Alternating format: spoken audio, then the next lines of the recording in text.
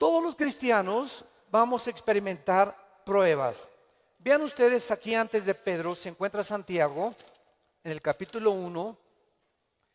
Santiago era hermano de Jesucristo. Fue uno de los hermanos de Jesucristo, Santiago. Y él está escribiéndoles a los cristianos que comenzaron a ser perseguidos por el Imperio Romano. Y vean ustedes el consejo que Santiago comienza a delinear. Santiago 1, versículos 2 y 3. Hermanos míos, tengan por sumo gozo cuando se hallen en diversas pruebas, sabiendo que la prueba de vuestra fe produce paciencia. Sabemos entonces que todos nosotros vamos a ser examinados por Dios. Las pruebas, que son muchas, hay familiares pruebas, pruebas en tu iglesia, en tu trabajo, con tus amistades, como matrimonio, con tus finanzas. Dios prueba el corazón. Y dice Santiago, no se sorprendan, no se maravillen de que de repente hay muchas pruebas. Y en lugar de que la oposición y las pruebas puedan menguar nuestro ánimo, dice Santiago, ¿verdad? Está probándose nuestra paciencia y nuestra fe. Vean ahora aquí, le damos vuelta a primera de Pedro, otra vez, capítulo 1. Y dice el versículo 6 y 7, en lo cual vosotros se alegran ahora, aunque un poco de tiempo, si es necesario, tengan que ser afligidos en diversas pruebas, para que sometida a prueba vuestra fe, mucho más preciosa que el oro, o sea, ¿por qué tiene que probar Dios nuestra fe? Porque es lo más valioso que Dios nos ha regalado. Lo más grande que tenemos es la fe. Y si queremos agradar a Dios, lo tenemos que agradar a través de la fe. Porque sin fe es imposible agradar a Dios. Por lo cual tenemos que entender por qué vienen pruebas, por qué me robaron mi coche, por qué tuve este problema con mi esposa, por qué este problema con mis hijos, por qué este problema en la iglesia, por qué este problema en el trabajo, por qué está el mundo ahorita como una olla hirviendo, donde las naciones están a un punto de una conflagración internacional. Aunque sabemos bíblicamente que si explota una guerra en Europa o en el Medio Oriente, no es todavía la tercera guerra mundial. En estos últimos meses, todas las invitaciones que he recibido han sido en radio, en televisión, con iglesias, con alianzas de pastores, para explicarles que esta guerra no es la tercera guerra mundial, que la Biblia nos habla claramente que falta mucho para la tercera guerra mundial y que este es lo que va a pavimentar el camino para el surgimiento del anticristo en el Medio Oriente. Entonces, estas pruebas, dice la Biblia, son importantes porque nuestra fe es la que tiene que ser probada. Ya sea en el trabajo, en la escuela, en el vecindario, etcétera, etcétera, estamos rodeados de personas que no les caes bien porque eres cristiano. Estás rodeado de amigos que cuando les comienzas a decir que eres cristiano, te van a comenzar a perseguir y a burlar. Porque el mundo está bajo el control del maligno y nosotros vamos de paso nada más. Somos un ejército que venimos a resistir al mal. No nos mandó Dios a terminar con el mal. Nos mandó a resistir hasta que Cristo venga. Se acabarán entonces las guerras y podremos recibir las coronas de gloria. Ahora, muy bien, en esta sección se nos advierte, en la de primera de Pedro, acerca de otra prueba. Regresamos al capítulo 4, primera de 4, versículo 12. Y esta prueba es especial, porque le llama el Espíritu Santo fuego de prueba. ¿Qué hace el fuego? ¿Qué hace el fuego? Purifica. El fuego purifica y saca el verdadero valor. Las pruebas que nos vienen a nosotros es precisamente cuando un maestro no te hace exámenes. ¿Cómo va a saber el maestro si tú estás calificado para pasar a la preparatoria? Forzosamente tenemos que ser examinados, ¿verdad? Con pruebas. Ahora tú te puedes preguntar, ¿qué Dios no sabe si voy a pasar o no voy a pasar la prueba? ¿Para qué nos hace pruebas Dios? Los maestros, yo entiendo que es para saber el coeficiente intelectual o la intelectualidad o el conocimiento que tienen los alumnos. Pero Dios, ¿por qué nos prueba? ¿Cuál es la respuesta? Dios sabe lo que hay en tu corazón, pero Él quiere que nosotros sepamos lo que hay en nuestro corazón. Que descubramos a través de las pruebas cuánta maldad hay dentro de nosotros. ¿Cuántas cosas hay dentro de nosotros que necesitan ser quemadas todos los días? ¿Cuántas cosas hay dentro de nosotros? Porque aunque seamos cristianos, seguimos teniendo el potencial de ir en contra de las leyes de Dios. Por eso dice en Gálatas 5, las obras de la carne son esto y esto y esto: fornicación, adulterio, borracheras, drogadicto, hechicerías, ocultismo, etcétera, etcétera. Un cristiano puede caer en las cosas que él practicaba antes de que fuera cristiano, si el cristiano abandona a Dios. Y cuando descubrimos la maldad que hay dentro de nosotros, ¿qué podemos hacer? Gritar como Pablo en Romanos 7, miserable de mí, en mí no mora el bien que quiero hacer no lo hago, lo que no quiero hacer eso hago.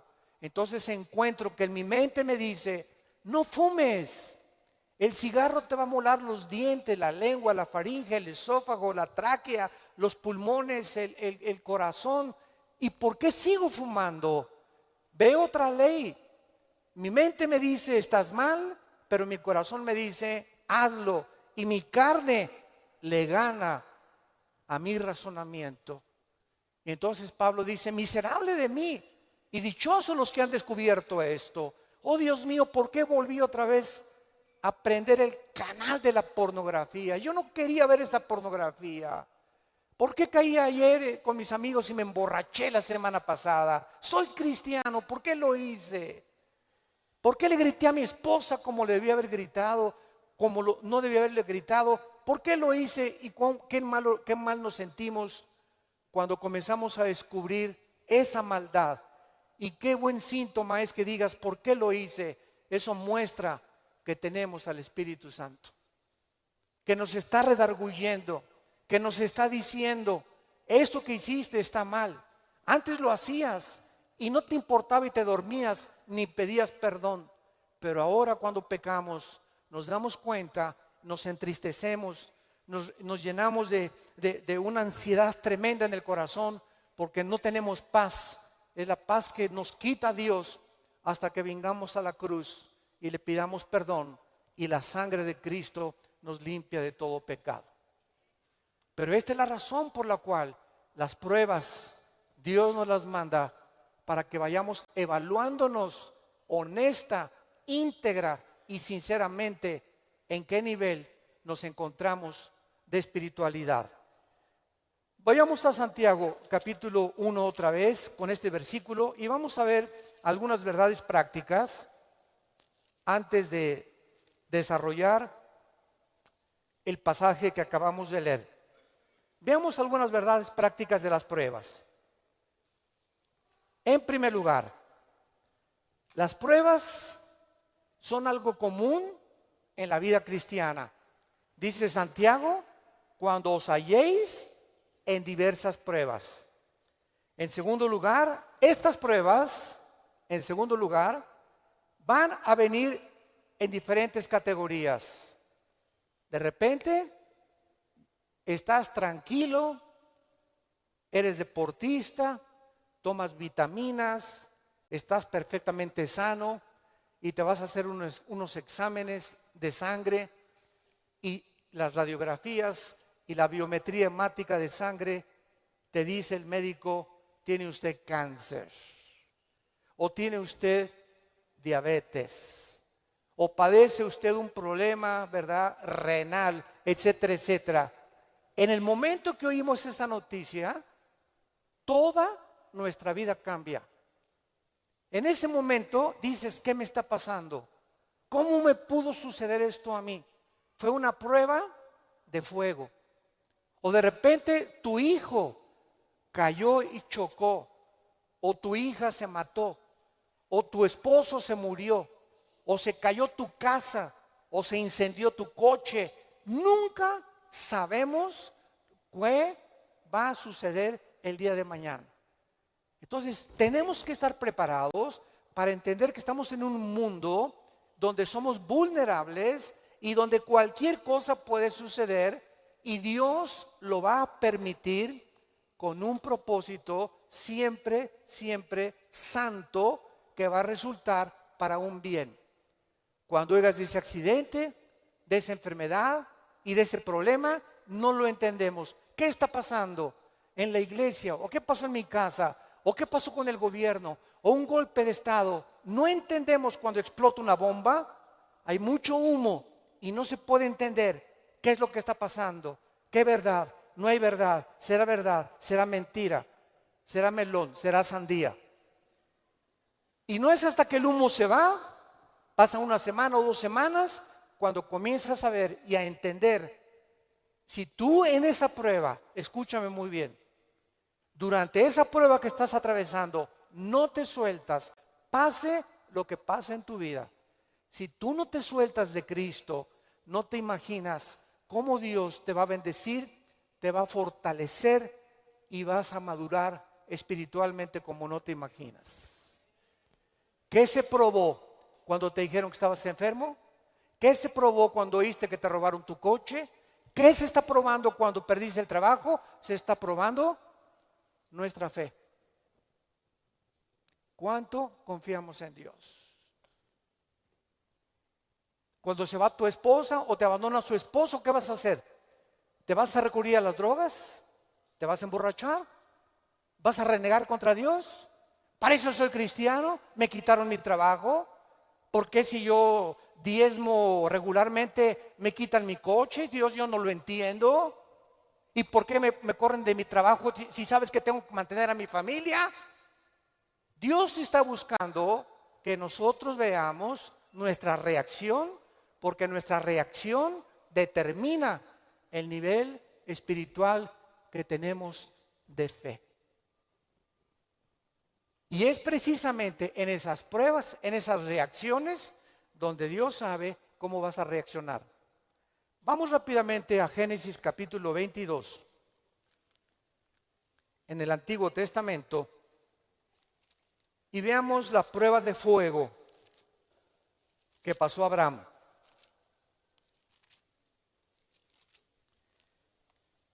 Abraham ya era un hombre maduro, ya tenía el hijo de la promesa, Isaac. Y Abraham se le llama en Romanos capítulo 4 el padre de la fe. Por algo será, ¿verdad? Por algo será, porque son las pruebas de fuego las que nos gradúan en el ejército de Dios. Las pruebas, no las muchas pruebas, nos van preparando, pero hay una prueba de fuego que es nuestra graduación. Cuando ya Dios se da cuenta que no importa lo que pase en tu vida, nunca te soltarás de Él.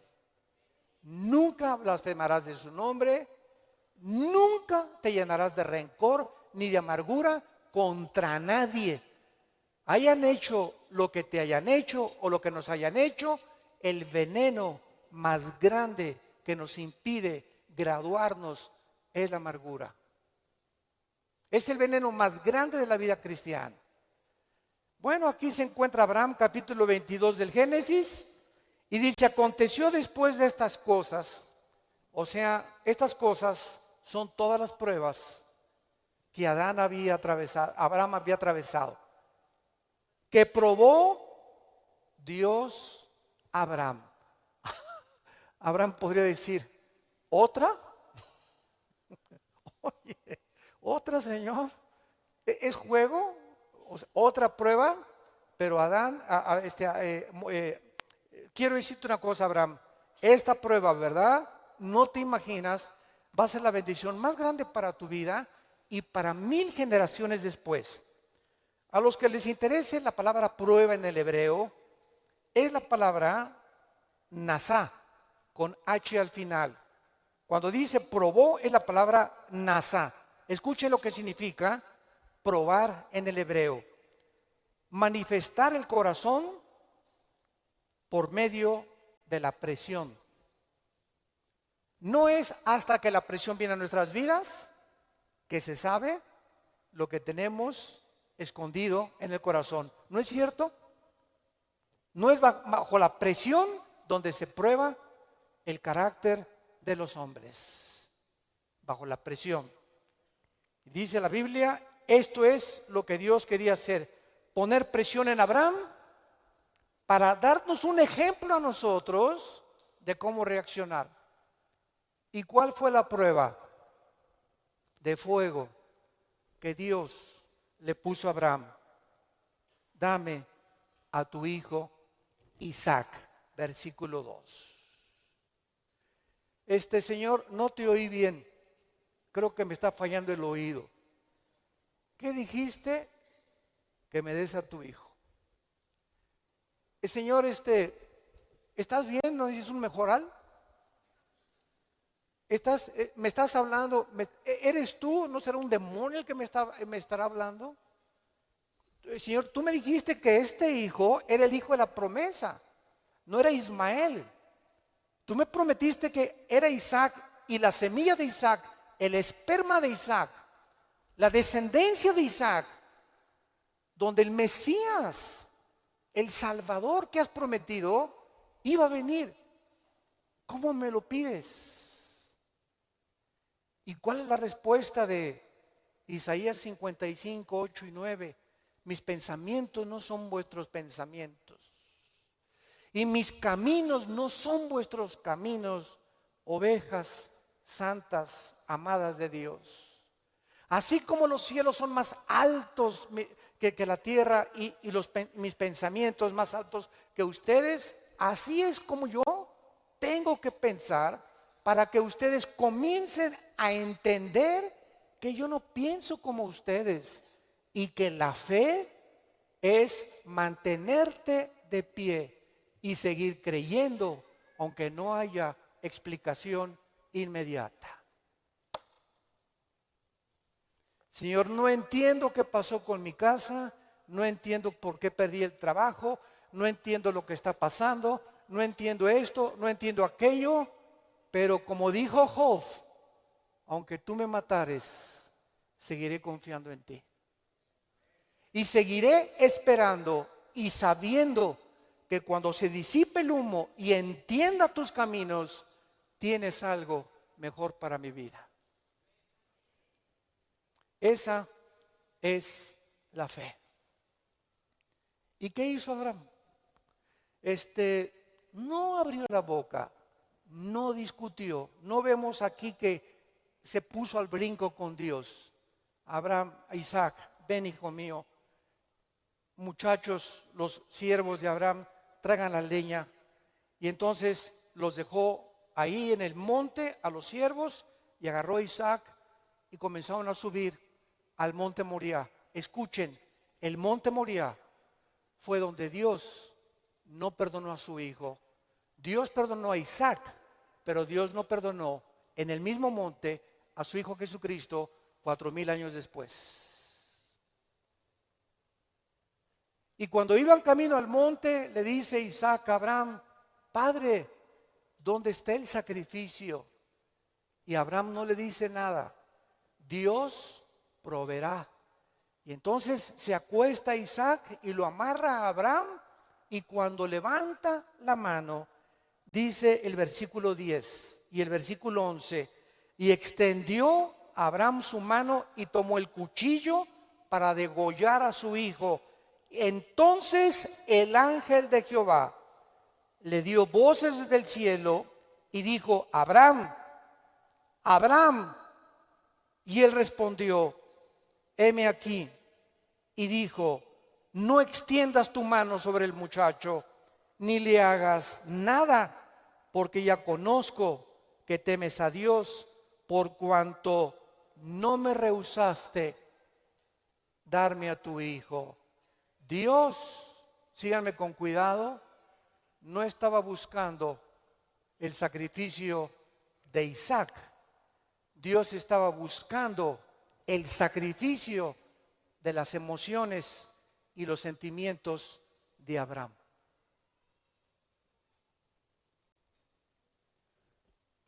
Abraham tenía que pasar la prueba de morir a sus emociones y a sus sentimientos y amar a Dios con todas sus fuerzas y con todo su corazón, escúchenme, más que a su hijo.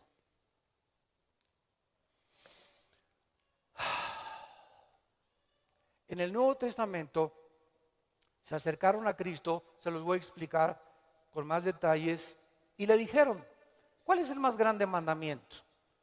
Y contestó Jesucristo: amarás a Dios con todo tu corazón, con todas tus fuerzas y con toda tu alma, y a tu prójimo como a ti mismo. Muy bien, hace algunos años yo le pregunté, orando le pregunté a Dios, porque alguien, ¿verdad?, me metió una idea satánica, un ateo, en un hotel, me acuerdo, que se acercó y me dice: oiga, señor Alducin, el Dios que ustedes adoran es un misógeno, es un ególatra, es un Dios que solamente busca a Él, a Él, a Él, que nada más dice: ámame a mí con todo tu corazón, más que a tu esposa, más que a tus hijos. ¿Cómo puede ser esto posible?, me dijo este ateo. ¿Cómo puede usted reconciliar a un Dios que nos diga que lo amemos más a Él que a la propia familia? Y entonces me fui muy confundido. Me comenzó a dar vuelta porque en ese momento me quedé así, ¿verdad? Le dije: ¿sabe una cosa? Voy a orar y le prometo que voy a buscar una respuesta de Dios. Nadie me había hecho nunca ese ataque a mi fe.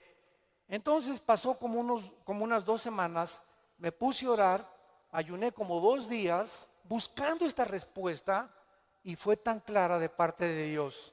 Y el Señor me mostró en la Biblia lo siguiente: mira, hijo, me dice Dios, cuando yo les pido a ustedes: ámenme con todo mi corazón y con toda mi mente, ¿saben por qué se los pido? Porque tu mamá, tu esposa y tus hijos y tu perro Fido y tu cotorro y lo que más amas en tu vida, y tu jarrón chino y la casa que tienes y que la amas, todo lo vas a perder, y al final de tu vida te vas a quedar solo. Todos nos quedamos solos al final de la vida. Los hijos se tienen que ir, si no se casan se mueren, la esposa tiene que morir, él tiene que morir. Escúchame muy bien. Y si tú tenías todos tus afectos en tu hijo que se fue, o en tu esposo que se fue, o en tu perro que te quitaron, cuando se vaya tu hijo, cuando te quiten a tu esposo, cuando te abandone tu mujer, te vas a hundir, porque no tendrás las fuerzas de seguir viviendo. Pero cuando amas a Dios con todo tu corazón y con toda tu alma, y pierdes algo por acá, y pierdes algo por acá, y pierdes esto y por acá, ese amor que tú le tienes a Dios es el que nos sostendrá para seguir viviendo con Él, con las fuerzas de seguirlo amando. Denle gloria a Dios, de verdad.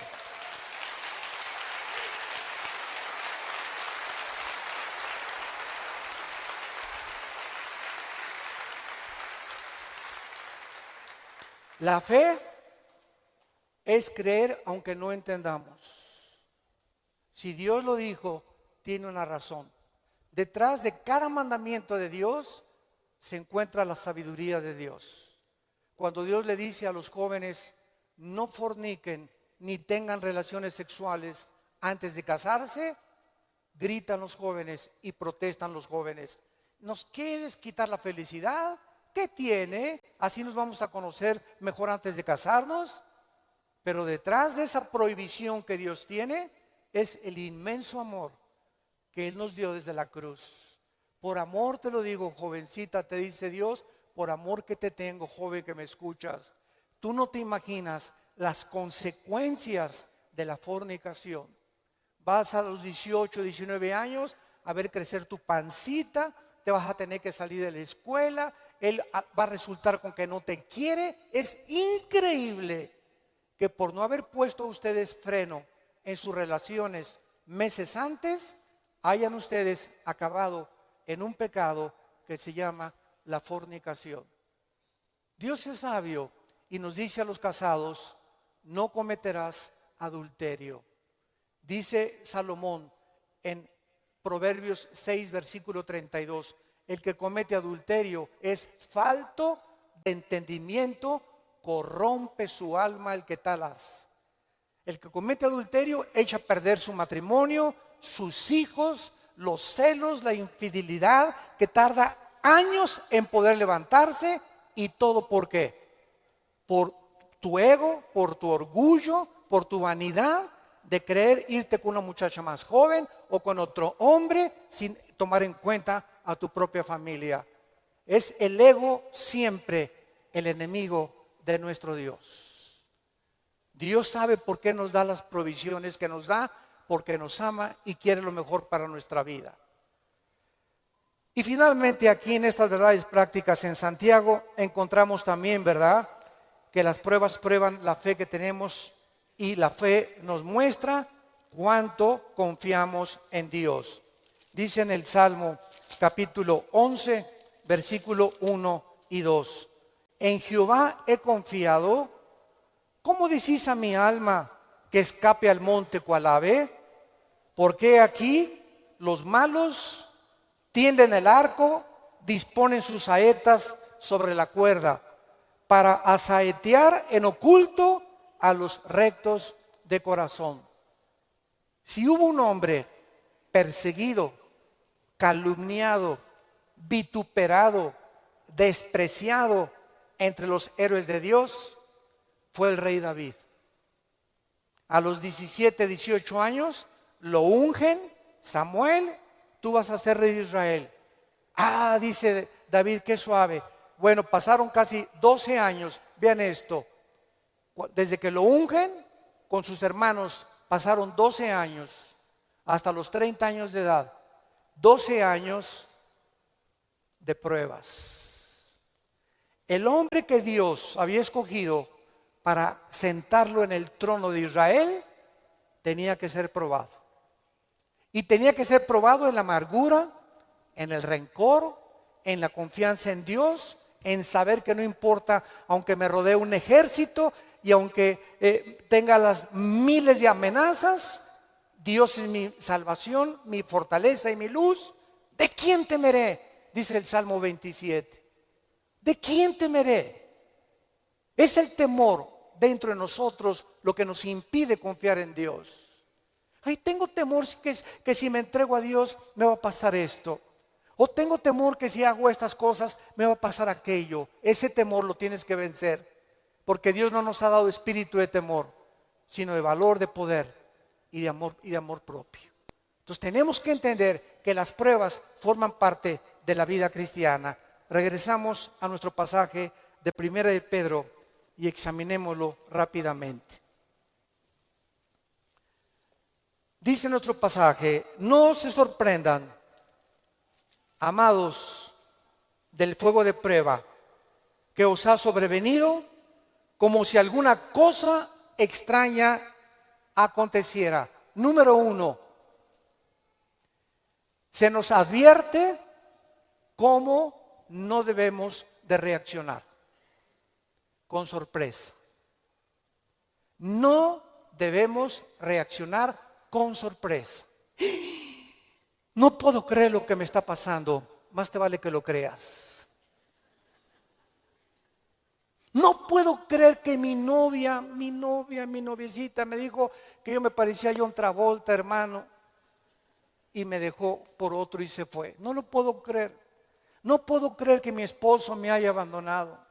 No puedo creer que este negocio haya caído. No puedo creer, yo fui fiel en mi trabajo y me corrieron, hermano, del trabajo. No lo puedo creer. Más te vale que lo sigamos creyendo. No nos sorprendamos, es una prueba. Cualquier cosa que afecte tu vida, tu estabilidad emocional o física, son pruebas. Entendámoslo. Dios es un Dios que nos tiene que probar. Y estas pruebas son para nuestro bien. Y vamos a descubrir en las pruebas que Él es real, que Él sana, que Él restituye, que Él vindica, que la oruga y el saltón te robaron, Dios te lo va a devolver 10 veces más. Pero es esa fe la que Él está tratando de desarrollar en nuestras vidas, porque es mucho, mucho más preciosa que el oro. Dice en 1 Pedro 5:10, mas el Dios de toda gracia, que nos llamó a su gloria eterna en Jesucristo, escuchen bien, santos de Dios, después que hayáis padecido, ¿cuánto tiempo? No toda la vida es la inquisición por el amor de Dios. No toda la vida como llegó una hermana, ay, pastor, ¿qué le pasa a doña Chole? Pues sigo con pruebas. Hermana, tengo 5 años que la conozco y usted ya le ganó a Job. No me diga que en 5 años Dios no la ha dejado descansar. Ese no es el Dios que servimos. Dice claramente que las pruebas son temporales, de vez en cuando Él cree conveniente que la necesitamos atravesar. Después que hayáis padecido un poco de tiempo, vean ustedes el propósito. Él mismo os perfeccione, afirme, fortalezca y establezca después de las pruebas.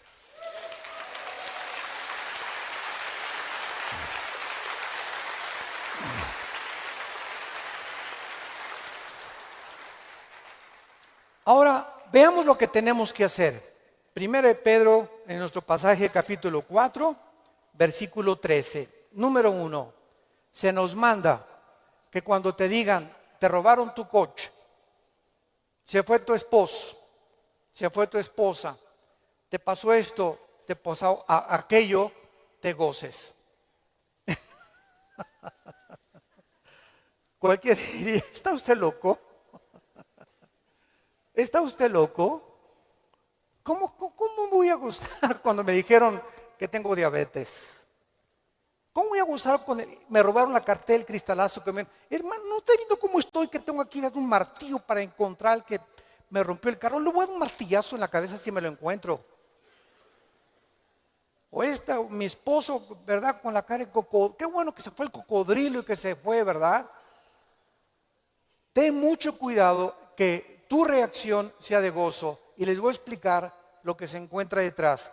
Cuando Job llegaron y le dijeron, quemaron tu rancho, tus camellos, tus ovejas, tus vacas y tus hijos. Y estoy seguro, por la clase de esposa que tenía, que si ella se lo hubieran llevado, hubiera estado más contento. Y a propósito, Dios se la dejó a ella. Yo entiendo cada vez más a mi Señor. No por ti, mi amor, mi esposa no va a quedar. Y entonces la esposa llega, ¿verdad? Y le dice a Job, maldícelo. Maldice a Dios. Y contesta Job y le dice a la esposa, vean la calidad moral y espiritual y de fe que tenía este hombre en Dios. ¿Qué acaso recibiremos de Dios solo lo bueno y no lo malo? Bendito sea el nombre de Dios, porque Él da y Él quita en su soberanía. Qué tremendo, ¿verdad?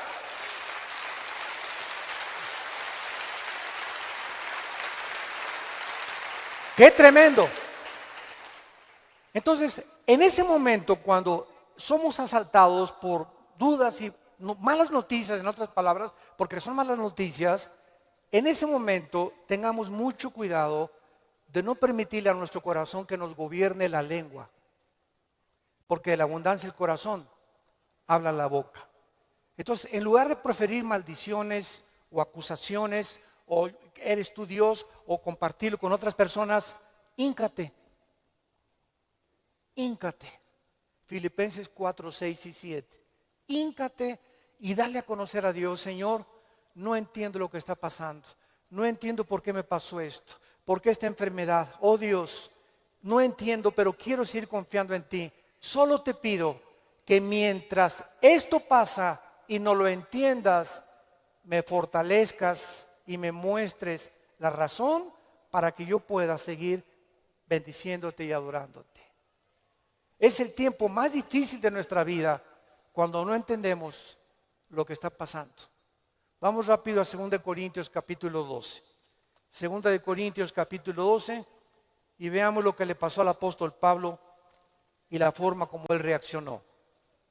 2 Corintios 12.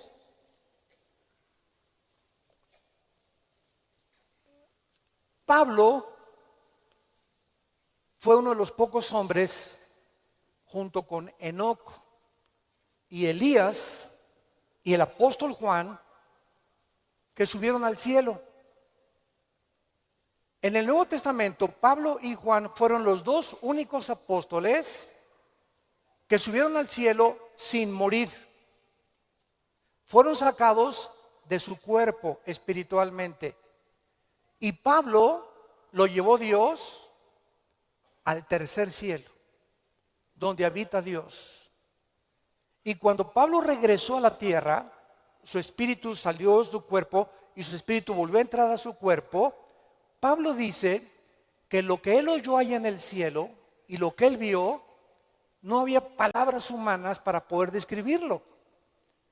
Y como fue una experiencia tan impresionante, pero tan grande, que cabía la posibilidad, dada la naturaleza humana pecaminosa que aún tenemos, Dios tuvo que darle una prueba a Pablo y ponerle un aguijón en su cuerpo físico, alguna enfermedad.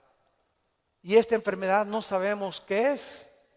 Algunos han especulado que era algún problema oftalmológico, porque dicen Gálatas, mira con cuán grandes letras les escribo. Bueno, no sabemos, ¿no? Entonces Pablo tenía algo en su cuerpo que lo atormentaba y se hincó delante de Dios y le dijo: Señor, quítame este aguijón. No, Pablo. Señor, te ruego, quítamelo. No, Pablo. Señor, te lo imploro como de corazón. Si quieres me voy a la villa y de vuelta de rodillas. Hago lo que tú quieras, quítame este aguijón. Y Dios le contesta y le dice en el versículo 9: y el Señor me ha dicho: bástate mi gracia. ¿Por qué? Porque mi poder, y lo traduzco en el original griego, está en presente continuo. Mi poder se está perfeccionando a través de esta dolencia física que he permitido que tú tengas. Mi poder se está perfeccionando mientras tú estás sufriendo esta enfermedad en la que estás atravesando.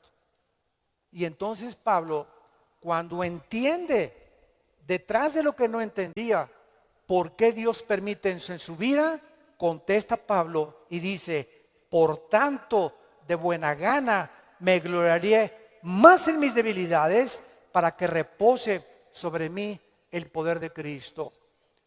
Hace poco mi esposa y yo estábamos en Dallas, y ¿se acuerdan de este muchacho que no tiene brazos ni piernas? Muchos de ustedes lo conocen. Bueno, su esposa es mexicana, de Chihuahua. Y estuvimos ahí como una hora, mi esposa y yo y nuestros 3 hijos, compartiendo con ellos en una iglesia de Dallas, y nos querían conocer también a nosotros, bueno, que también conocían nuestro ministerio, etcétera, etcétera. Y cuando yo me acerqué a abrazarlo, a este muchacho, ¿de dónde lo agarro? Nunca había tenido esa impresión, me quedé como paralizado. ¿Qué hago, no? Él me hacía así. Bueno, pues entonces como un costal, ¿verdad? Lo agarré y lo hice así. Y me dice, levántame. Y le comencé a hacer así. Y entonces le pregunté y le dije, sinceramente, platicando con él, ¿por qué nos dijiste que quién era feliz? Y entonces en la reunión que él tuvo, le preguntó a la gente, ¿quién de ustedes es feliz? Y muchos que estaban, yo sí o no. Y me dice, yo les quiero contestar algo. Dios permitió que naciera sin brazos y sin piernas para que yo fuera un testimonio que la felicidad no se encuentra en estar completo, sino en tener el poder de Dios viviendo en tu vida.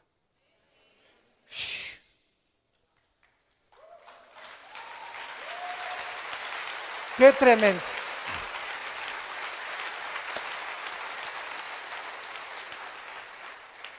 Mi esposa y yo nos bañamos de lágrimas. Tenemos piernas, tenemos brazos, tenemos casa, con flex, un carro, lo que sea, nuestros hijos, y estamos descontentos. Teniendo contentamiento, teniendo sustento y abrigo, estemos contentos porque estamos vivos. Nosotros estamos completos y él era más feliz que la mitad de los que fueron a escucharlo. Él riéndose, y era una felicidad, ¿no es cierto, Marta? Un gozo sincero. Él no estaba fingiendo, él estaba lleno del poder de Dios. Y transmitía en sus ojos esa paz, ese contentamiento, esa aceptación.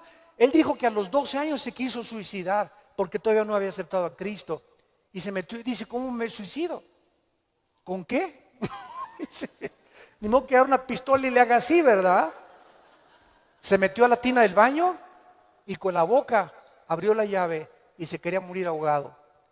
Y cuando estaba el agua subiendo, muchos de ustedes que ya no han oído su testimonio, yo lo traigo grabado en mi iPhone, dice que en ese momento dijo, si yo me quito la vida, nunca podré compensarles a mis padres y los haré culpables a mis padres, porque siempre se lamentarán porque yo nací así, y si hay un Dios, nunca conoceré el propósito por el cual permitió que yo naciera sin brazos y sin piernas.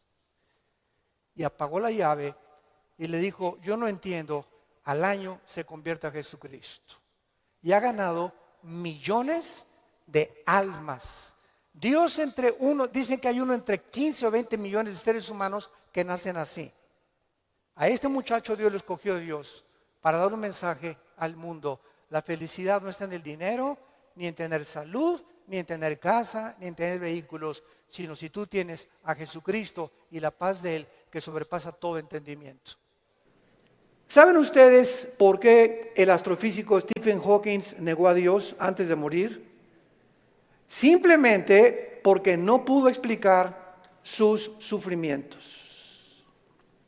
Su esposa lo dijo, la primera esposa, Stephen está enojado con Dios, con un Dios que no existe. Se amargó contra alguien que no existe. Y siempre estuvo repelando, ¿verdad? ¿Por qué? Si Dios es Dios, no lo sanaba y no lo levantaba de esa silla de ruedas. Hace poco ustedes escucharon el testimonio de Nicky, un muchacho sin brazos y sin piernas. Nació con el puro tronco nada más.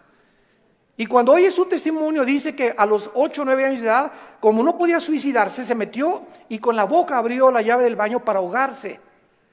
Y en ese momento él reaccionó y dijo, ¿pero qué es esto? Y comenzó a gritarle, Dios, si existes, dime la razón por la cual me trajiste hacia el mundo, sin brazos y sin piernas. Y entonces él entrega a los 11, 12 años de edad su vida a Jesucristo. Y no se imaginan ustedes los millones de almas que este muchacho, Nicky se apellida, ¿verdad? Nicky ha ganado en el mundo. Aquí lo tuvimos en México y mi esposa y yo, su esposa es mexicana y se han discipulado con nosotros desde hace muchos años. La esposa de él y la familia de ella también. Ahora ya van a ser papás otra vez. Así como lo ven, pero juguetón. Gracias a Dios por su vida. Entonces, podríamos nosotros realmente, porque esta es la espada y este es lo que esgrimen los ateos, los escépticos, los agnósticos, es que ¿por qué si hay un Dios hay un sufrimiento? ¿Por qué es? Entonces, como no pueden entender y no tienen respuestas, y no las van a tener fuera de la Biblia, se encierran en una cárcel y en lugar de que este hombre hubiera podido escuchar a su esposa, bueno, ok, tú me dices que es un Dios, dime por lo menos o explícame por qué permite el sufrimiento, pero ni siquiera quiso hacer eso. Negó completamente todo contacto con la Biblia. Y esta es la razón de esta serie que me he propuesto comunicarles a todos ustedes y a todos los que nos escuchan a través de las redes sociales, porque es el tiempo que seamos luz.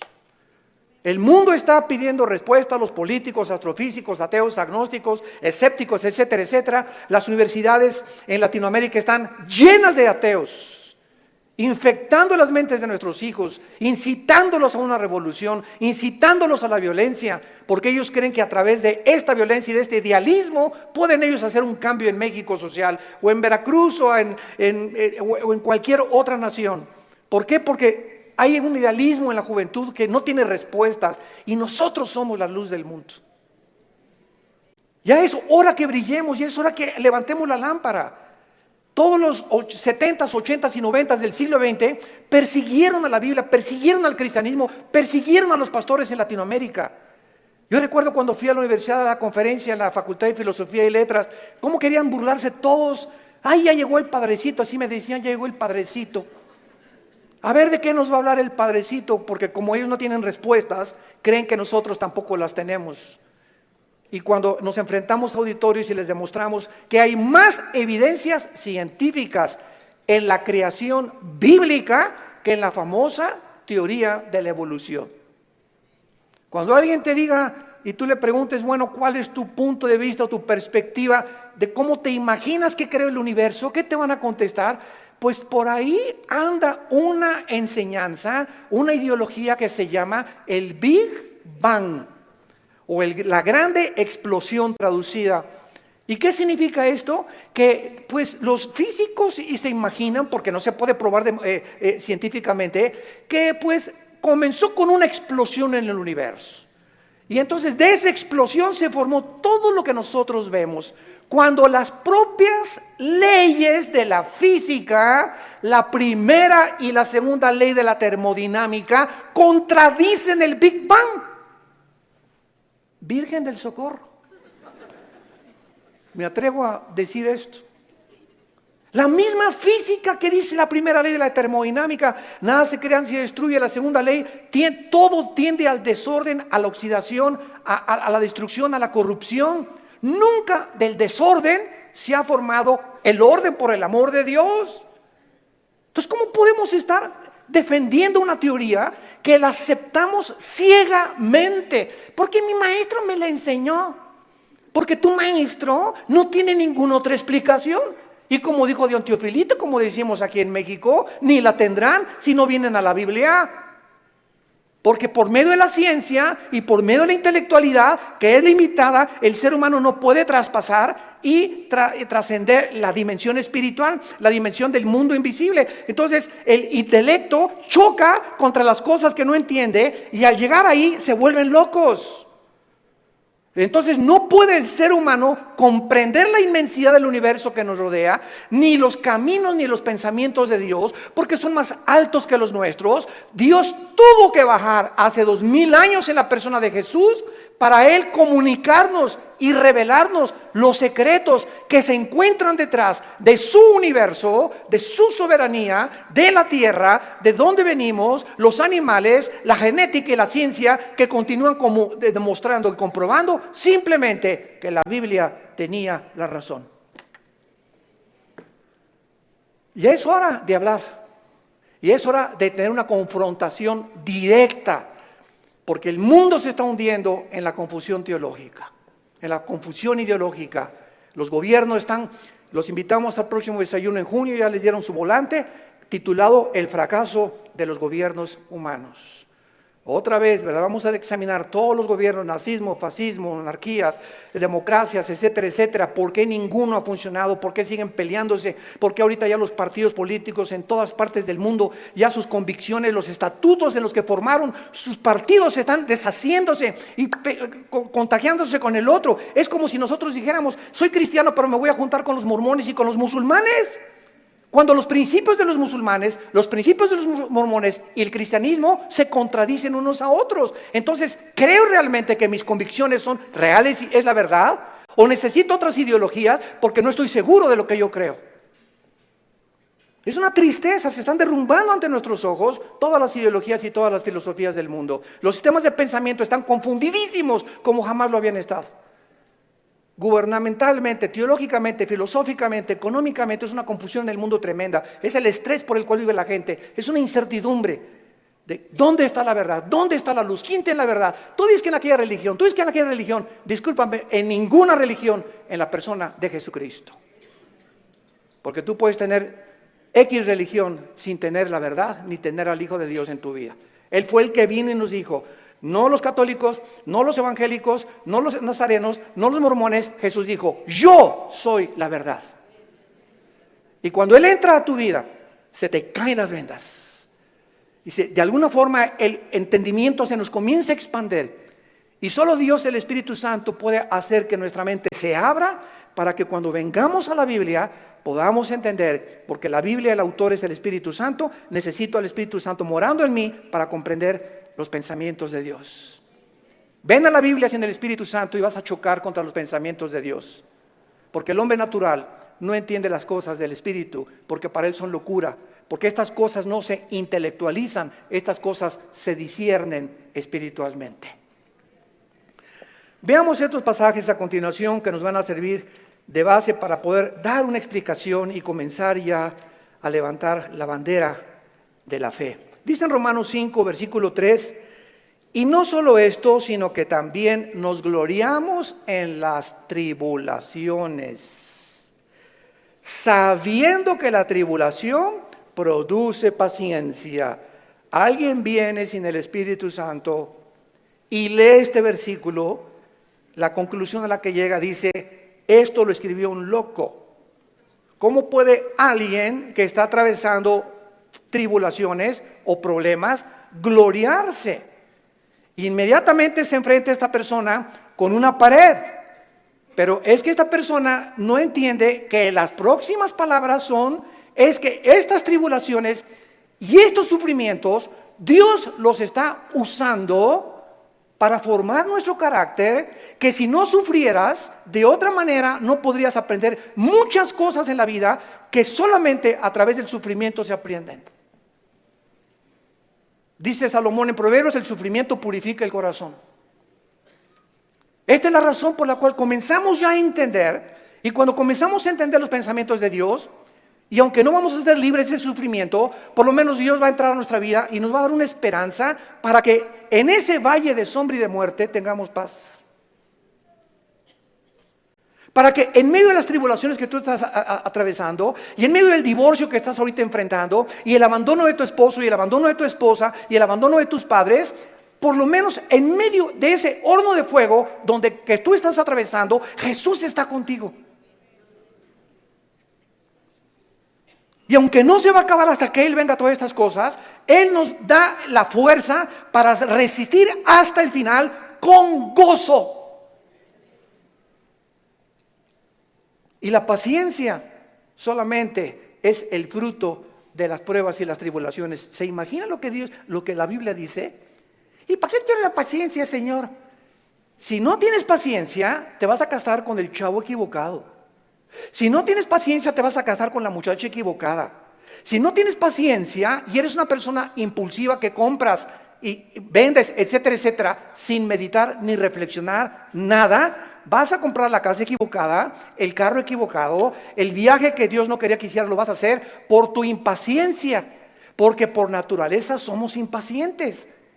Entonces la Biblia nos comienza a abrir los ojos y nos dice: espérame tantito, la paciencia es una virtud elemental para que puedas tomar decisiones y no te arrepientas el día de mañana. Pues yo quiero la paciencia, Señor. Viene entonces el fuego de la prueba. No tengas miedo de las tribulaciones. Mi esposo, hermano, parece un martillo conmigo, y duro, y duro, y duro, y duro. Hermana, pues mientras más, te está haciendo tu esposito, sin que te des cuenta, estás desarrollando una capacidad para aguantar. Que si no quieres hacer eso, pues sácate un cuchillo y vete sobre él entonces. Y acaba con tus problemas. Hace muchos años, quiero irme con mucha calma con estas conferencias porque son muy importantes y tratar de, no se imaginan, oren por nosotros, por mi esposa y por nosotros, nuestros hijos. Necesitamos mucho de las oraciones de todos ustedes. Y le pido a Dios mucha oración, que siempre que yo estoy enfrente de un público pueda yo tener la capacidad de explicar su bendita y profunda palabra. Hace muchos años había un dramaturgo inglés llamado Oscar Wilde. Y él hizo muchísimas obras de teatro. Yo me acuerdo, tenía como 18, 19 años de edad. Formé parte de un elenco teatral llamado Hamlet. Y en una de las cosas que yo tenía que declarar durante el escenario, en el teatro, representando a Hamlet, ¿verdad? Dice así la obra de William Shakespeare: morir, dormir, no más. ¿Qué es más levantado para el espíritu? ¿Levantar las armas contra un piélago de calamidades y haciéndole frente a acabar con ellas? ¿O esperar el sufrimiento y dormir y morir, no más? En otras palabras, este dramaturgo que no era cristiano, pero creía en Dios, Oscar Wilde, y tenía problemas morales, ¿verdad? No nos vamos a meter con eso ahorita. Oscar Wilde pudo entender que en la vida es o mueres o vives. Ahora, escojo vivir, aguántate. Decía mi papá, no chille, agarre piedras. Estamos vivos, no es Disneylandia, por el amor de Dios, ya madura. No es Reino Aventura. No estamos en el milenio todavía, estamos en un mundo de una raza humana caída, donde hay pecado, muerte, oscuridad, sombras, tristeza, enfermedades, violencia, etcétera, etcétera. Y vamos a través de esta serie a explicar por qué permitió Dios esto. Y nos vamos a dar cuenta, cuando veamos la explicación de Dios, vamos a levantar las manos, te voy a decir: Señor, profunda es tu sabiduría y tu gracia y tu misericordia. Cuán profundos son tus pensamientos. Y yo era como era porque no entendía. Ahora entiendo, Señor, y te alabo y te bendigo. Y va a venir una paz sobre tu vida que sobrepase el entendimiento, que te va a dar la fortaleza de seguir viviendo para Jesús. Y este es el propósito de esta serie que he tratado de preparar para todos ustedes y los que nos escuchan. Las tribulaciones nos producen paciencia. Necesitamos la paciencia. La segunda es Santiago capítulo 1. Versículos 2 y 3, Santiago capítulo 1, 2 y 3. Hermanos míos, otra vez, parecía que estuviera loco Santiago, de cuál fumó. Tengan por sumo gozo cuando se hallen en diversas pruebas. ¿Quién puede llegar a esa conclusión, verdad? Gózate cuando te corran de tu trabajo. Gózate cuando pierdas tu casa. Gózate cuando tienes algún problema, ¿verdad? ¿Por qué me voy a gozar? Porque esa prueba que estás atravesando está produciendo paciencia. Otra vez, Santiago está de acuerdo con Pablo para poder, con diferentes palabras, decirnos que las pruebas producen paciencia.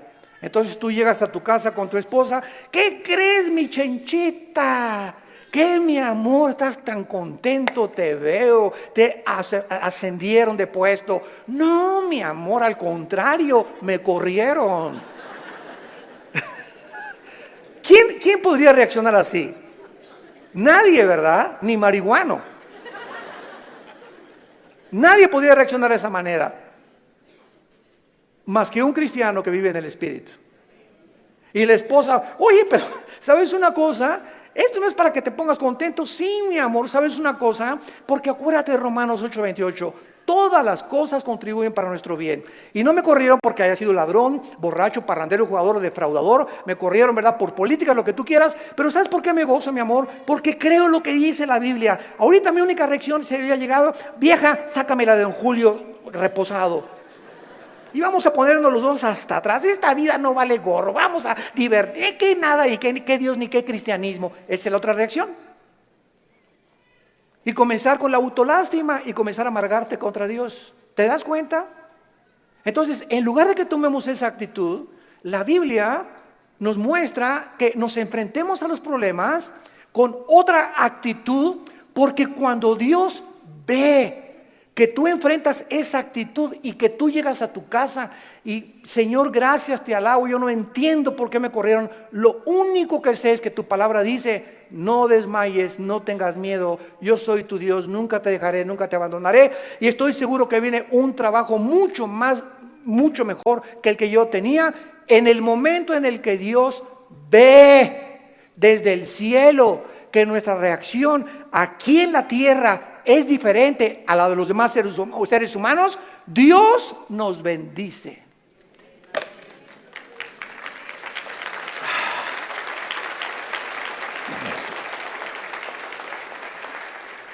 Porque sin fe, ¿y cómo se demuestra la fe? Actuando al contrario de nuestros sentimientos y emociones. Hebreos 11:6. Y el versículo 1 de Hebreos 11 dice, y la fe es la certeza de lo que se espera, la convicción de lo que no se ve. Veamos y metamos aquí un microscopio. La fe está relacionada con el futuro y con lo invisible.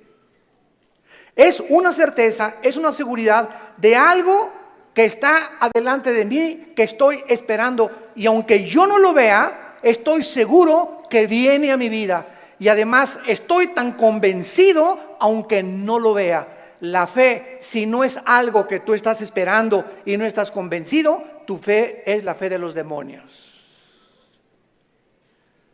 Dice Santiago capítulo 2 que los demonios también creen. No, yo creo en Dios. Pero ¿sabes una cosa? Tú dices que crees en Dios intelectualmente, pero no demuestras que tú crees en Dios por la forma como tratas a tu esposa, por la forma como tratas a tus padres, por la forma como ves a las mujeres. Este pueblo, Marcos 7, dijo Jesús, de labios me honra. ¿Cuánta gente hay por todos lados? Iban a desayunos y yo creo en Dios, pero sus acciones, su conducta contradice la piedad que ellos expresan o que creen tener en su corazón. Entonces te vuelves un hipócrita, te vuelves un falso cristiano, porque la fe tiene que, dice Santiago, sin obras no es fe. La salvación es por la fe, pero la forma de demostrar que esa fe es salvífica, que realmente nos ha transformado, es cuando vemos que ha transformado mi vida. Ya no soy el que yo era antes, antier, o hace un mes o hace 6 meses. Ahora cambió mi vida con mi esposa, la forma como veo a mis hijos, la forma como manejo mi negocio, la forma como me relaciono con la gente, la forma como veo a los gobiernos. Cambia completamente mi vida. Y si yo no manifiesto esta actitud o esta nueva conducta, no es cierto que soy cristiano. Y lo vamos a ver en el tercer pasaje, 1 de Pedro capítulo 1. Y ahí vamos a comenzar nuestra serie. Esta es la introducción. En 1 de Pedro capítulo 1, versículo del 6 al 9, escribe el apóstol Pedro, y los recipientes de esta carta eran judíos perseguidos por Roma. Esta carta fue dirigida a cristianos que están siendo perseguidos o sufriendo por su fe. En lo cual vosotros os alegráis, aunque ahora por un poco de tiempo, si es necesario, tengáis que ser afligidos en diversas pruebas, para que sometida a prueba vuestra fe, mucho más preciosa que el oro, el cual aunque perecedero se prueba, con fuego se hallada en alabanza, gloria y honra, cuando sea manifestado Jesucristo, a quien amáis sin haberle visto, en quien creyendo, aunque ahora no lo veáis, os alegráis con gozo inefable y glorioso, obteniendo el fin de vuestra fe, que es la salvación de vuestras almas. En otras palabras, y este es el tercer principio espiritual de nuestra serie, la fe de todos aquellos que han dicho, Jesús, entra en mi vida. Ayer en el desayuno tuvimos más de 35 decisiones, gracias a Dios. Y la gente que hace una decisión por Jesucristo, quiero que lo sepas, tu fe va a ser probada. Tu fe va a ser probada. ¿Y saben ustedes dónde comienza a ser probada? En la familia, con tus hermanos y con tus papás o con tus primos. ¿Por qué? Porque la primera prueba de la fe es la persecución. Ayer nos contaba mi hermano Alejandro, él es el director del Instituto Teológico Internacional del LITI, y nos contó una anécdota mientras veníamos de Toluca al desayuno en el camino, que yo no la conocía de mi hermano. Y me dice, Armando, tú sabes que cuando yo me convertí, porque él fue el primero en la casa que se convirtió.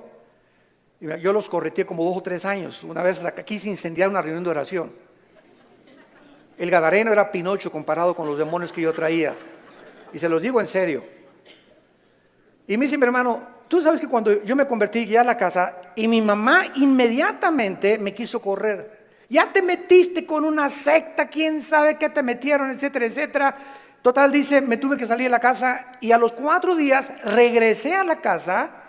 ¿Y qué crees? Estaba un cuñado mío, nuestras hermanas, la abuela, los tíos, y me hicieron juicio. Todos alrededor de la mesa, diciéndome, a ver, acércate por favor, estamos escuchando que ya te cambiaste de religión. Y que andas por ahí con unos aleluyas y quién sabe qué tantas cosas. Y en esta familia, la única religión que tenemos es tal y tal y tal y tal cosa. Y dice mi hermano, yo lo único que hice es a todos ellos que me hicieron juicio por haber aceptado a Cristo en lugar de que contentos de que dejé las drogas porque era bien hipioso mi hermano antes y le metía todo, ¿verdad? En lugar de que estuvieran contentos, estaban completamente enojados que yo había comenzado a leer la Biblia. Y lo único que les dije fue, puse la Biblia en medio de todos y les dije, ¿la han leído? Y comenzaron todos a voltearse unos con los otros. No, Chepo. Pues si no la han leído, ¿qué base tienen para juzgarme que yo estoy mal? Porque si no es la Biblia la base de nuestra fe, ¿qué es entonces? Yo no les dije que fui con los mormones ni que fui con soy un musulmán. Estoy en un grupo de cristianos que leemos la Biblia. Y si ustedes no leen la Biblia, no tienen ninguna base. Dice mi hermano, desde esa vez nunca se volvieron a meter conmigo. Pero vino la persecución inmediatamente y vendrá contra ti también. Y comienza en la propia familia. ¿Por qué? Porque Dios nos sacó de las tinieblas de nuestra familia para regresar a nuestra familia e iluminarlos y sacarlos también al reino admirable de la vida de Jesucristo. Y si tú en tu familia no eres una luz y en tu medio donde trabajas no eres una luz y no estás dando testimonio de Jesucristo, tu cristianismo es religioso nada más. Y recibirán poder. ¿Para qué? Para poder enfrentar al mundo. Sin ese poder no se puede enfrentar al mundo. Hechos 1:8. Y recibirán al Espíritu Santo y me serán testigos. Entonces vemos nosotros que tiene un propósito todo esto. Muy bien, vamos pues a comenzar esta serie con las siguientes declaraciones y reflexiones. No cabe duda que vivimos en un mundo completamente disfuncional. No hay un solo matrimonio funcional. El matrimonio es la unión de 2 extraterrestres. Pero por si fuera poco, 2 extraterrestres que ninguno se conoce ni se entiende el uno al otro. Y vas a tener 60 años de casado, como dijo un gran predicador hace algún tiempo en un estadio en Estados Unidos que lo escuché. Yo tengo 60 años de casado más o menos y sigo sin entender a mi esposa. Y como dijo Dion Teofilito, ni las vamos a acabar de entender. Porque no nos manda Dios entenderlas, nos manda Dios amarlas. Entonces, cuando nosotros comprendemos esto, que no hay un matrimonio, o sea, no hay un matrimonio perfecto, es lo que quiero decir. No hay un matrimonio donde todo, en la luna de miel, John Travolta y se casó con esa muchacha que se parece a la Madonna y vamos a ser felices y qué guapo, ¿verdad? Y tiene coche. Todo eso desaparece después de la luna de miel. Comienzas a enfrentarte con una persona imperfecta de los pies a la cabeza, peor todavía si no son cristianos. Si con cristianos se lucha y se sufre, imagínate no siendo cristianos, ¿no? Por eso hay tantos divorcios. Entonces te enfrentas con una persona, con una mujer que no sabes cómo tratarla, no sabes, de todo chilla, no sabes por qué chillan las mujeres de todo. Habla, parece perico de África como habla mi esposa. Es que a las mujeres Dios les dio esa capacidad de hablar hasta por los, quién sabe por dónde más. Hasta por los pies hablan las mujeres. Y nosotros, ¿verdad? O sea, tú sabes una cosa, cuando tú hablas con una persona, en el momento en que te paras a escuchar a una persona, no sé si ustedes lo sepan, la Biblia nos los muestra, el hecho que te estés concentrando en escuchar lo que está diciendo, estás emanando energía, te estás desgastando. Cuando Jesús lo tocó a la mujer, ¿se acuerdan ustedes la mujer con el flujo? Alguien me tocó. ¿Por qué? Porque dice, energía salió de mí. Todo el sufrimiento que ella tenía se lo transmitió y Jesús en su hipersensibilidad sintió inmediatamente. Hoy eligieron los apóstoles, pero todo el mundo te toca. No, hay alguien que me tocó con el propósito de recibir algo de mí y lo sentí en mi espíritu. Es una hipersensibilidad espiritual tremenda. Pero cuando tú te sientas con alguien, entonces esta es la razón por la cual mujeres, los hombres nos sentamos y viene tu esposa y 15, 20 minutos y a los 10 minutos no tenemos la capacidad, yo no sé cuánto ustedes sean superhéroes, ¿no? Pero la mayor parte de los hombres no tenemos la capacidad de oír más de 10, 15 minutos. Comenzamos, sí, amén, gloria a Dios, mi amor. Sí, es cierto, sí, te amo, tienes toda la razón, ¿no? Comenzamos ya con el avión, etcétera, etcétera. Pero ustedes las mujeres, mi esposa se junta con otra mujer, o cuando se juntan las pastoras, y 6 horas sin parar. Yo llego a los restaurantes, me recoges a las 7, sí voy a las 7, y ahí está, digo, oye, mi amor, te dejé a las 2 de la tarde, y sigues en la mesa platicando con ellas, y se despiden, y están en la puerta del restaurante, bye, y en la noche llega y le siguen hablando por teléfono. Señor mío y Dios mío, Jesús, María y José y el burrito que los acompaña, así son. Dejémoslas, felicitémoslas, pero no las contradigamos, mucho menos, porque así las hizo Dios. Las mujeres tienen 7 días al mes que sus hormonas cambian drásticamente en la famosa menstruación. Y durante esos 7 días no te atrevas a decirle nada. No te atrevas a tocarla tampoco, ni sexualmente tampoco, porque está prohibido en la Biblia. Son tiempos en el que vuela la mosca y se ponen a llorar, hipersensibles. Es una semana en la que hay que yo te llevo el desayuno a tu cama, mi amor, yo le voy a lavar los trastes, yo te lavo la ropa del bebé o lo que sea, ¿verdad? Y comienza el hombre a entender la naturaleza femenina, que no estamos para que ellas nos sirvan, no son nuestras esclavas ni nuestras sirvientas. Y cuando comenzamos a darles lo que ellas necesitan, porque las comenzamos a comprender, es cuando vienen las bendiciones de Dios. Es cuando vienen las bendiciones de Dios. ¿Por qué estamos haciendo así? Y no somos mandilones. Eso no es ser mandilón. Lo hacemos porque Dios nos dice, ama a tu mujer como yo te amé desde la cruz, con un amor sacrificial. Y cuando yo veo sacrificarte por tu esposa, te voy a bendecir como no te imaginas. Porque el mal que le hagas a tu esposa se te regresa. Es como un boomerang, se te regresa, dice en Efesios capítulo 5. Nadie aborreció su propia carne, sino que la cuida y la sustenta como Cristo a la iglesia. El daño, las groserías, los gritos, el adulterio mental que traes contra tu mujer, se te regresa y detiene las bendiciones de Dios. Y vas a comenzarte a encontrar desesperado, ya no te puedes gozar en las pruebas, ni en las tribulaciones, ya no tienes paz, ¿verdad? ¿Por qué? Porque necesitas otra vez venir a la cruz y pedirle perdón a Dios por la forma como has tratado a tu compañera, a tu amante, a tu esposa, a la madre de nuestros hijos. Ahí viene. ¿Por qué lo hacemos? Por la fe. Y sin esta fe es imposible que yo agrade a Dios. Vivimos un mundo disfuncional, tenemos que entender esto. Y todas estas circunstancias nos hacen volvernos a la pregunta que es la que vamos a desarrollar en esta serie: ¿por qué Dios no detiene la maldad?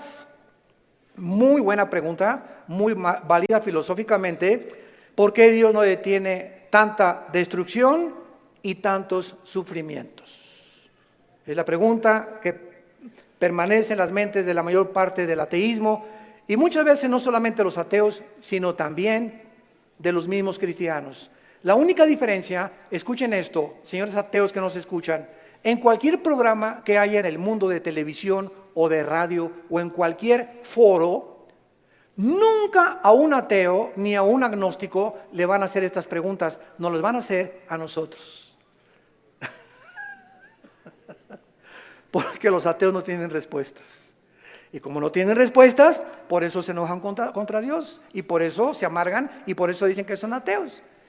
Entonces, si el mundo va a cuestionar a algún ser humano para que le responda, no va a ir con los ateos, van a ir con nosotros. A ver, ¿tú qué te dices, cristianito? Dime esto y esto y esto. Hace mucho les conté un incidente que lo he repetido así. Una vez estaba platicando sobre el ateísmo en el Hotel María Isabel. Salimos del desayuno hace algunos años y me aborda una persona en el elevador, pero así, ¿verdad? Usted es el señor Dulce, así, mucho gusto, ¿cómo está? Ya entramos al elevador juntos. Usted dice que Dios es todopoderoso, ¿verdad? Pero con esa actitud. Usted dice que es todopoderoso, ¿verdad? Sí, efectivamente, Dios es todopoderoso. Y si es todopoderoso, ¿por qué no acaba con el diablo si él tiene poder? Y le contesté, porque comenzaría con usted. Dele gracias a Dios. Le cambió completamente su perspectiva, ¿no? O por lo menos ya le di tarea para ir reflexionando ahí a su casa, de que hay respuestas y que si realmente Jesús hubiera venido o ahorita acabara con la maldad, acabaría con todos, porque perverso y engañoso es el corazón de todos los seres humanos. Entonces démosle gracias a Dios que no lo ha hecho y que en su paciencia, dice en 2 de Pedro capítulo 3, está esperando para que todos o la mayor parte de los seres humanos se arrepientan antes de que juzgue severamente este mundo. Muy bien, entonces por causa de no tener estas respuestas que demandan sus mentes finitas, cuando una persona astrofísico o ateo demandan respuestas, no se ponen en la posición honesta de decir, bueno, ok, yo ando buscando por qué el sufrimiento y la maldad, pero me voy a poner en una posición honesta. Yo soy un ser humano, amén, lo soy. Si soy un ser humano y si existe Dios, es lógico, vamos a decir una línea lógica elemental, es lógico que sea un ser sobrenatural y sería imposible poder comprender los pensamientos, así como un niño no comprende los pensamientos de su padre, ni de un filósofo. Aunque es el mismo cerebro, no está desarrollado el niño de 6 años como el de uno de 25 años de edad. Entonces, siguiendo esta línea de lógica, si existe un Dios, tiene que ser mucho, mucho más grande. Entonces, yo estoy ante un universo lleno de misterios, estamos llenos de misterios. Si hay extraterrestres, si no hay extraterrestres, si existen los hoyos negros, si no los hoyos negros, si es el otro, cómo comenzó el universo, de dónde venimos, bla, bla, bla. Estamos llenos de misterios. Entonces, estos misterios no voy nunca a comprenderlos con la mente de caracol que tengo, porque si existe Dios, es un ser hiperdimensional. ¿Qué necesito? Buscar dónde lo puedo encontrar. Si existe un Dios, ¿dónde lo puedo encontrar? Entonces hay mucha gente honesta intelectualmente que se envuelve en religiones. Entonces, por eso Sigmund Freud, el padre del psicoanálisis freudiano, dijo es que el ser humano busca a Dios porque tiene miedo a la oscuridad y a lo desconocido. Y entonces este temor inconsciente, escribió Freud, es lo que impulsa a muchos seres humanos a buscar a un Dios. Se equivocó completamente, porque aun cuando fuera así y me está guiando el temor a lo desconocido, dice la Biblia, me encontrarás porque me buscarás con todo tu corazón. Yo les confieso en mi caso particular, a los 25 años de edad me encontraba yo en un momento existencial en mi vida, que estaba yo en el lodo, así estaba yo en el suelo completamente. Anduve buscando en tantas religiones y por acá y por allá, también experimenté con algunas drogas, era borracho, parrandero, jugador, mujeriego, me decían el aventurero de Tlalnepantla, aunque no vivía en Tlalnepantla. Y a través de esta crisis existencial, mi hermano ya se había convertido, mi hermano Alejandro, y caí de rodillas un día porque los amenacé, llegaba mi hermano con los cristianos, Armando, arrepiéntete, mira, ustedes están locos. Y llegaban ahí, ¿verdad? Y hasta comenzaron a pelar, en ese tiempo se comenzaron a peinar como Jesús, así, y se ponían hasta unas túnicas blancas y me parecían locos, freaks, como le decimos en inglés, ¿no? Y dije, no, están más locos que nada, es la nueva onda, ¿verdad? Y peace and love y todo así, amorosos y todo, no me convencían. Hasta que llegó esta crisis existencial en mi vida, en la que ya no tuve más que hacer, intenté quitarme la vida 2 veces, ya no quería vivir y que no hay propósito, significado en mi vida, Y en esa crisis caí a las 4 o 5 de la mañana recordando las palabras que siempre mi hermano antes de irse a la casa oraban por mí. Y esas oraciones que hacían por mí en la casa me llegaron a tocar las fibras más sin que yo lo supiera, movieron mi espíritu. Y me levantó el Señor, creo, a las 3, 4 de la mañana y caí de rodillas. Dije, Dios, si tú existes, te necesito. No sé quién eres, pero yo te necesito si tú existes. Y si es verdad que es tu Hijo, al quien tú escogiste y en quien el cual tenías tu complacencia y lo mandaste para que lo oyéramos a Jesús, no dijiste que oyéramos a Buda, ni a Mahatma Gandhi, ni a Mahoma. Tú dijiste a él oír. Si es Jesús, yo lo necesito en mi vida. Le hablé a mi hermano a las 4 de la mañana, pasó por mí a las 5 de la mañana, me llevó a la casa de un misionero bautista con un corazón impresionante por el amor de las almas, y ahí estuve yo en un mes de febrero, marzo, ¿verdad?, de 1974. Caí de rodillas junto al piano, que era un músico misionero, y le grité a Dios. Me comenzó con la Biblia: por cuanto todos han pecado y son apartados de la gloria de Dios, la paga del pecado es la muerte. Juan 3:16, Dios te ama, etcétera, etcétera. Y comencé a llorar y a llorar y a llorar y a llorar durante 40 minutos llorando. Y yo no sabía ni por qué lloraba, pero estaba llorando. Sentía que eran capas que se me quitaban así encima. Y ahí quedé tirado todavía como media hora. Ya me dijo el misionero, me dijo, vamos a dejar a tu hermano aquí solo en mi estudio. Ya salí yo y sentí como que me habían quitado, ¿verdad?, todas las frustraciones y desilusiones y traiciones que traía y mentiras de todo lo que, programas virulentos que el mundo me puso. Y fue la forma en la que Jesús me dijo, ¿verdad?, tú eres a quien tú estás persiguiendo.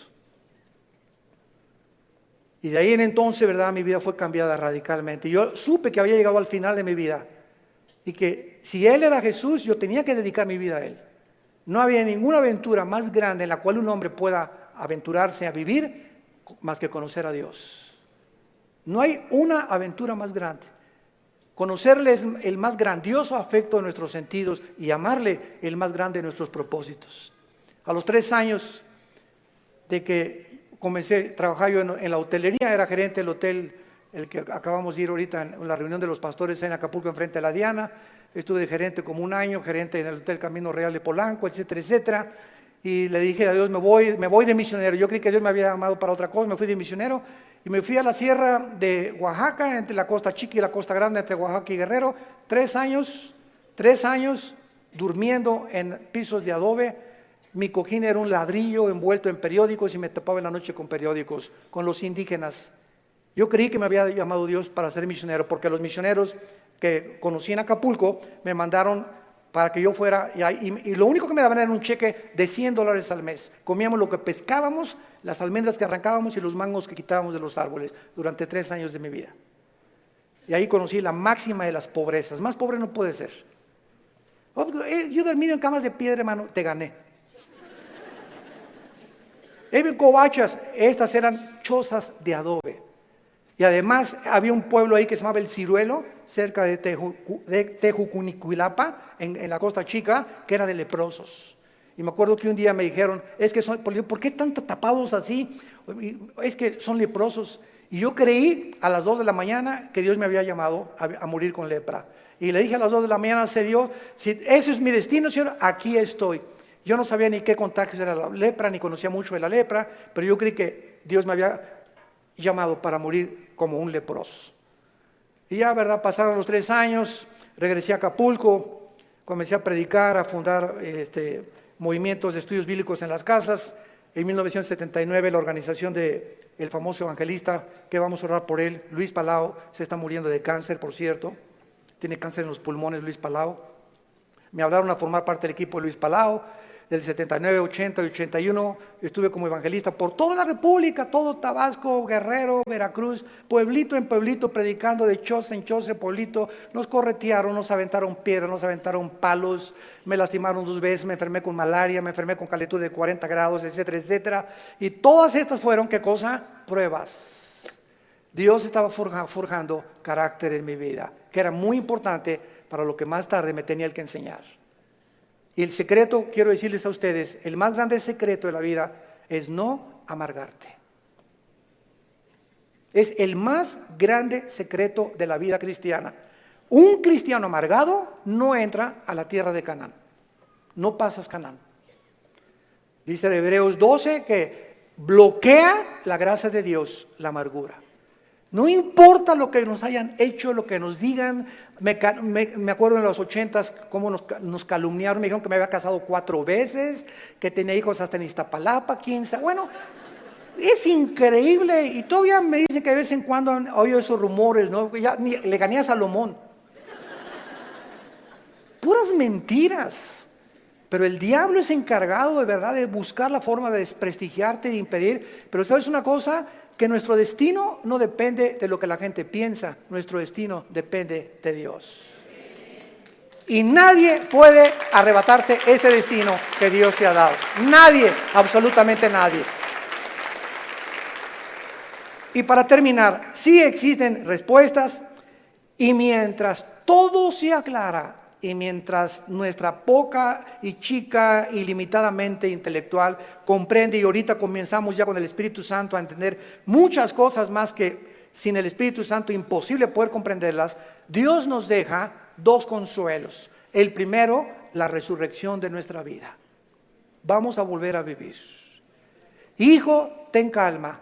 No importa lo que estás pasando, cuando tú mueras y resucites, vas a tener el cuerpo que anhelabas tener. Si eras chaparrito y pelón, vas a ver el cuerpo que te voy a dar. Si te decían la tintorera de Tlanepantla, vas a ver la belleza que te voy a dar. Y lo que hemos sufrido, y las enfermedades, todo lo que pasemos aquí, no nos imaginamos. Y la esperanza de que vamos a tener un cuerpo fue que Jesús se levantó de los muertos. Él es la esperanza y la gloria de nosotros. Vamos a volver a vivir. Y todo lo que hayamos sufrido y lo que hayamos afligido, y si acabaste en silla de ruedas o no silla de ruedas, o con cáncer o no cáncer, o lo que hayas pasado, no va a ser comparable con las glorias que en nosotros se van a manifestar. Y la segunda consuelo es que vamos nosotros realmente a tener un mundo nuevo, donde reine la justicia y la paz y la equidad. Viene ese mundo que anhelamos y que queremos cambiar por las revoluciones armadas, por la guerra, por la política, por la educación. De ningún esfuerzo humano el mundo va a cambiar hasta que Jesucristo regrese con todos nosotros a establecer su reino milenial. La pregunta en esta mañana es la siguiente: ¿estás tú preparado si tú murieras esta noche para encontrarte con tu Dios? ¿Estás preparado? ¿Estás seguro que tienes a Jesucristo? Asegúrate en este momento recibiéndole como tu Señor y Salvador. Inclina tu cabeza y dile estas palabras.